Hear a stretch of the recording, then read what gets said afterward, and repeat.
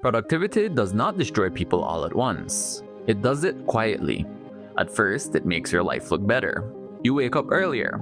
You set your goals. You build the routine. You track your habits. You watch the podcasts. You try to become the kind of person who never wastes time. And for a while, it works. Your days look sharper.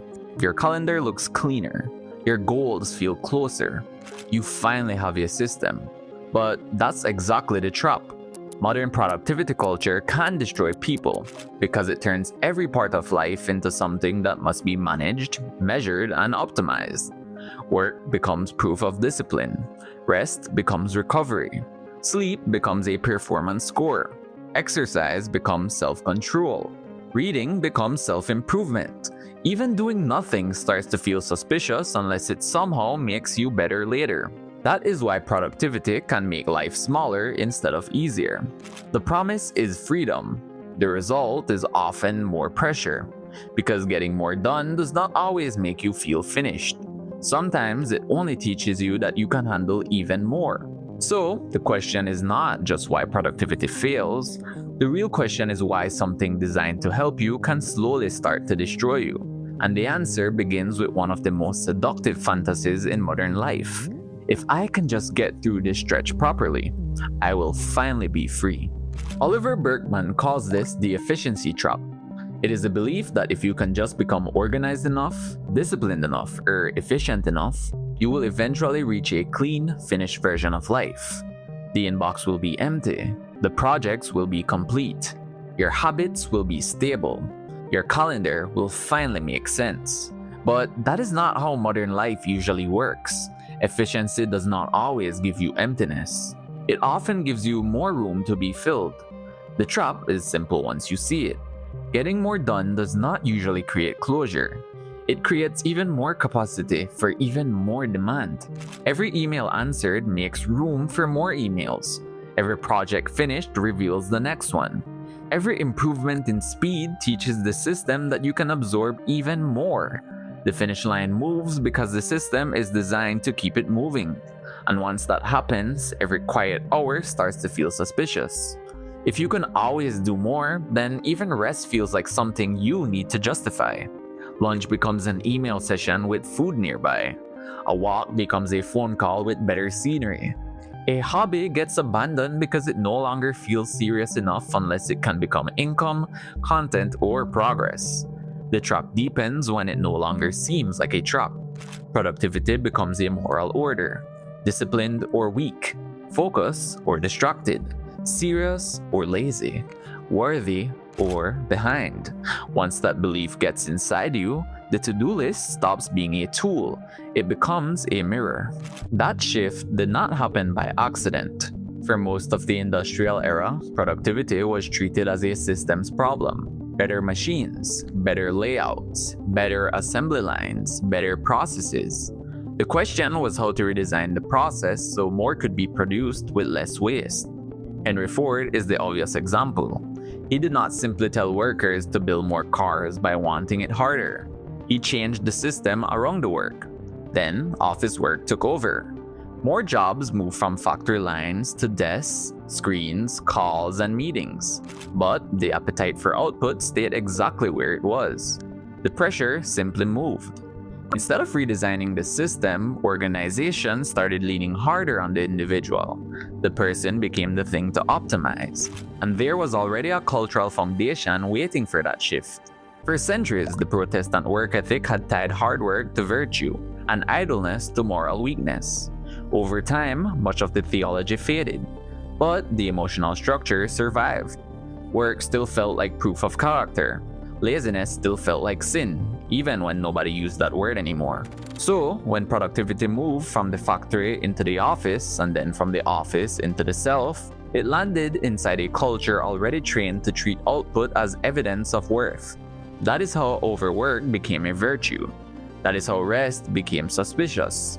And that is why modern productivity advice can sound so reasonable while doing something strange underneath. It takes what used to be an organizational problem, hands it to the individual, and then calls the individual's exhaustion a mindset issue. The system keeps asking for more. The person keeps trying to become someone who can give it. There is a difference between being worn out and being burnt out. A worn out person is exhausted because life is heavy. They need sleep, help, time, support, or a real break. But they do not necessarily believe their exhaustion makes them worthless. Burnout, on the other hand, cuts deeper when work becomes identity. Researchers call one version of this performance-based self-esteem the feeling that your worth depends on what you achieve, how much you produce, and whether you are visibly improving.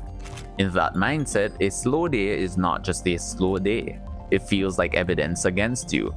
A missed goal does not feel like one missed goal. It feels like proof that you are not who you promised yourself you would become. And that is why burnout is not only a physical exhaustion, it is also an identity exhaustion. The person is not just tired from doing too much. They are tired from needing their output to prove they still matter. This is why productivity culture can sound inspiring on the surface and feel punishing underneath. It does not only ask, "What did you do today?" It quietly asks, "What are you worth today?" And once work starts answering that question, the person can no longer simply stop. Stopping feels like disappearing. This is what makes modern productivity different from old-fashioned overwork. Old discipline had an obvious boss. Someone told you what to do. Someone watched. Someone punished you if you stopped. Modern achievement culture is softer. It says you are free. You can build your dream life. You can become your best self. You can turn your body, schedule, mindset, health, hobbies, content, and personality into a project. That sounds empowering. Sometimes it is, but it also means the pressure no longer has to come from outside. You carry it yourself. The philosopher Byung-Chul describes this as the achievement society, a world where people exploit themselves under the feeling of freedom. No one has to force you to answer emails at night if you believe your future depends on it. No one has to force you to monetize your hobby if unused potential feels like waste. No one has to force you to turn every spare hour into progress if falling behind feels like failing as a person. The hustle message is powerful because it does not sound like control. It sounds like possibility. Work harder, be tougher, stop making excuses, outwork everyone. Earn your future, become undeniable.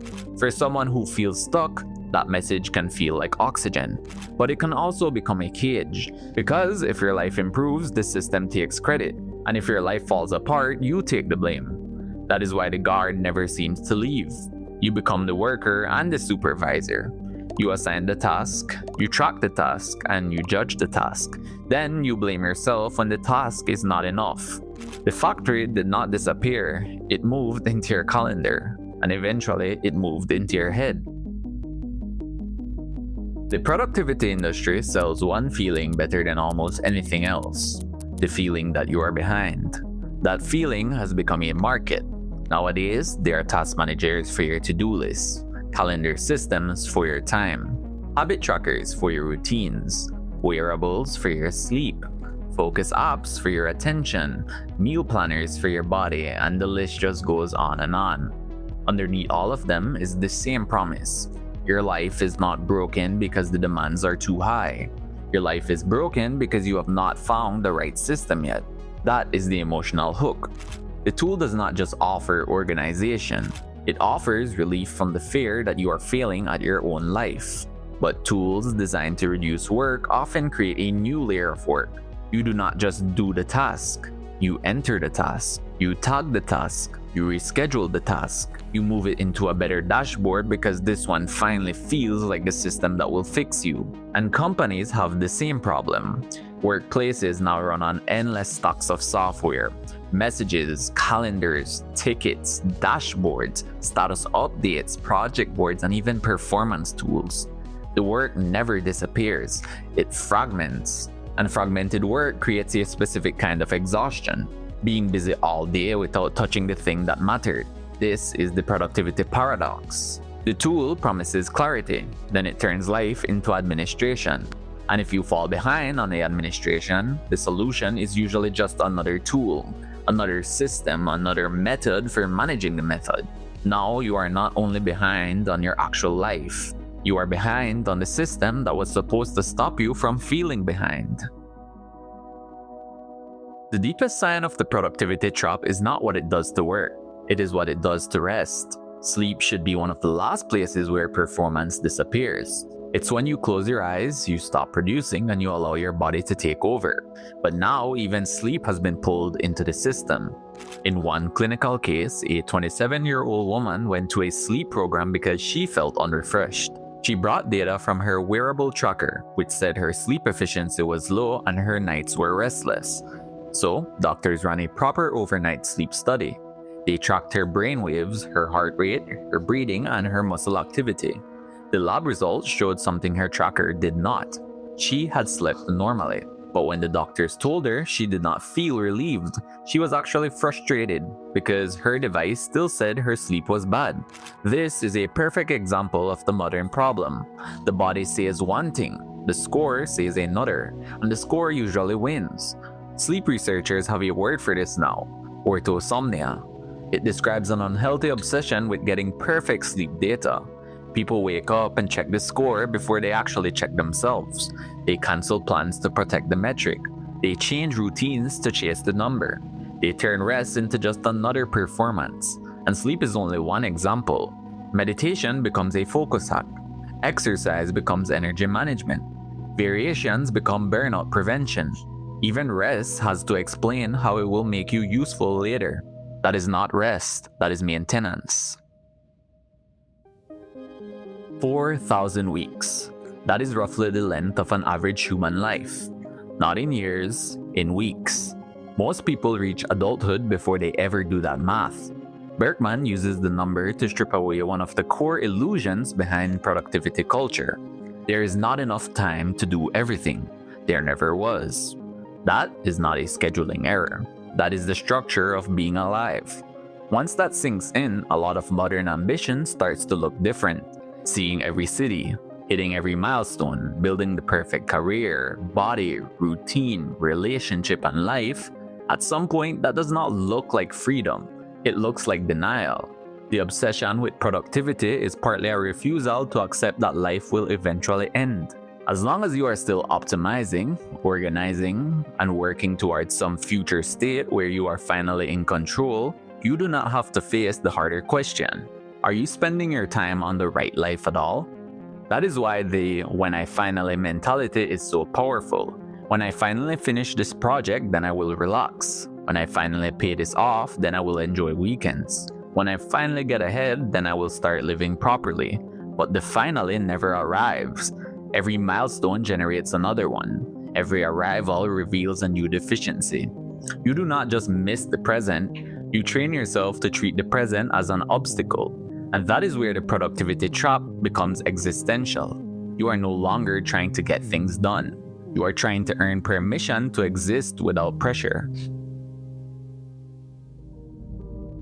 There is a strange irony underneath all of this. The culture that ties self-worth to constant output keeps running into the same problem. The mind often does its best work when it is not being forced to produce on command. In the 1990s, psychiatrist and researcher Nancy Andreasen used the term rest, random episodic silent thought, to describe the active mental processing that happens when the brain appears to be doing nothing. Daydreaming, wandering, staring out the window, simply allowing the mind to drift. After years of studying creativity, Andreasen found that real breakthroughs often come after periods of apparent idleness. The brain does not always produce its best work under maximum pressure. Often, it needs room to roam. That should be liberating, but productivity culture has a way of absorbing even its own antidote. Rest becomes just another hack. You take the walk because it will make you more effective later. You meditate because it improves focus. You sleep because the recovery score should help tomorrow. Even recovery becomes something you can fail at. Once rest becomes just another strategy for producing more, the trap has not been escaped. It has been relocated. There is an older way of thinking about this. In a story from the Taoist philosopher Zhuangzi, a carpenter walks through a forest and sees an enormous ancient tree. He dismisses it immediately. It's too gnarled, too knotted, useless for timber. That night, the tree appears to him in a dream. It tells him that fruit trees get stripped the moment they ripen. Hardwood trees get cut down the moment they mature. Their usefulness is ultimately what destroys them. The tree says it has spent a long time cultivating what the carpenter calls uselessness. That is why it is still standing. The point is not that usefulness is bad. The point is that the carpenter's definition is too narrow. He cannot see everything the tree is doing because he is only looking for one kind of value. He cannot see the shade, the shelter, the life, or the ecosystem built around it. He can only see lumber. That is very close to the modern problem. Productivity ideology narrows the definition of what counts: measurable output, tickable task, quantifiable returns, visible progress. Everything else gets downgraded. Rest, play, wandering, relationships, slow afternoons, useless beauty, all of it starts looking like waste, but it is not waste. It is most of what makes a human life feel inhabitable. The argument here is not that productivity has no value. Plans matter. Work matters. Effort matters. Building something difficult can be deeply meaningful. The trouble starts when a useful tool becomes a moral identity. So the better question is the one productive culture avoids. What is all this effort supposed to protect? A career? A family? A body that still feels alive? A mind that can think without being tracked? A day that does not need to become a case study in optimization? Because the goal of productivity was supposed to be a better life. Somewhere along the way, the better life became more productivity. A life does not become meaningful because it was optimized. It becomes meaningful because it was lived. And the question worth asking is not how much you got done, it is whether any of it, when you finally look up from the list, still feels like yours. Because your time is not just a productivity resource, it is the material your life is made from. And those moments that look useless from the outside, the slow walk, the quiet hour, the conversation that goes nowhere, the afternoon that cannot be turned into a lesson, may not be wasted time after all. They may be the parts of your life that you were never supposed to optimize in the first place. Maybe it is time we simply lived.